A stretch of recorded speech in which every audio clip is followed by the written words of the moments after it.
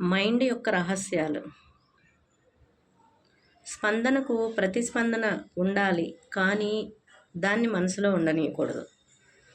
గత జన్మ పునర్జన్మలు ఉండవు. ఈ జన్మలో మైండ్ ఓపెన్ అయ్యాక నేర్చుకున్నవే స్కిల్స్.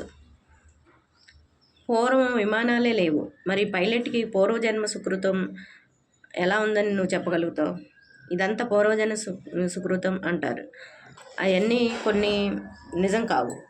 నీవు ఎన్ని జన్మలు తీసుకున్నా ఎవరిని డిస్టర్బ్ చేయకుండా జీవించు. 50 జన్మలు తీసుకున్నా నీ వల్ల వచ్చే లాభం ఏముంది ఆలోచించు. ఉన్నవాళ్లతో సరిగ్గా మాట్లాడు. జన్మనే లేనప్పుడు గత జన్మ లేదు, పునర్జన్మ లేదు. చావు పుట్టుకలు లేని చిరంజీవి నువ్వు. అన్ని యోగాలలో రాజయోగం మిన్న.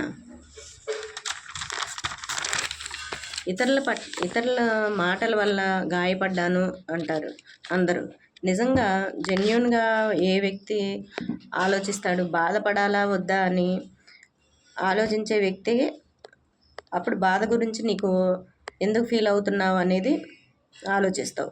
ఈ చిన్న విచారణ చేయాలి. ఆ బాధపడేది ఎవరు అని, నేను ఎవరనేది విచారణ చేయమని చెప్పాడు రమణ మహర్షి.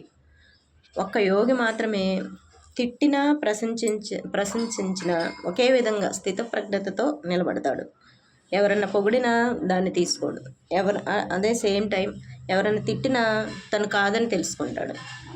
ఎవరేమన్నా అనకపోయినా why I am getting hurt, అసలు బాధపడటం గాయపడటం ఒక యోగి లక్షణమే కాదు. ఒక యోగికి ఒక క్షణం పడుతుంది దాన్ని మా బాధను మర్చిపోవడానికి.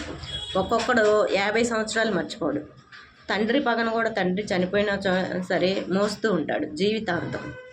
ఎందుకంటే సత్యం తెలియక. ఎక్కడైతే గాయపడ్డాడో అక్కడ మేలుకోవాలి. సగం దూరం ఇది గట్టు మీద పడటానికి సగం దూరం ఉంది అనగా 90% మంది వెనక్కి వచ్చేస్తారు. నదికి సగం దూరం ఈదినాక అవతలకు ఒడ్డుకి వెళ్ళాలన్నా అదే సగం ఉంటుంది. ఎందుకులే అని వెనక్కి వచ్చే వాళ్ళు ఆధ్యాత్మికతలో వెనక్కి వచ్చేస్తారు. ఆధ్యాత్మికతలో తెలివైన వాడు ఆ సగం దూరం వెనక్కి వచ్చినా ముందుకెళ్ళినా అంతే అవుతుందని ఈది గట్టు మీద పడతాడు. మనిషి ఏమాత్రం స్పెషల్ కాదు. కుక్క మనిషి ఒకటే స్థితిలో. మనసు లేని స్థితి, మనసు లేని మనసు. తెలుసుకోవాలంటే నువ్వు పగా ప్రతీకారాలకి, కోపాలకి, హర్ట్ అనే మాటకి అతీతంగా ఉండాలి. అప్పుడే నీకు ఆ స్థితి వచ్చినట్టు.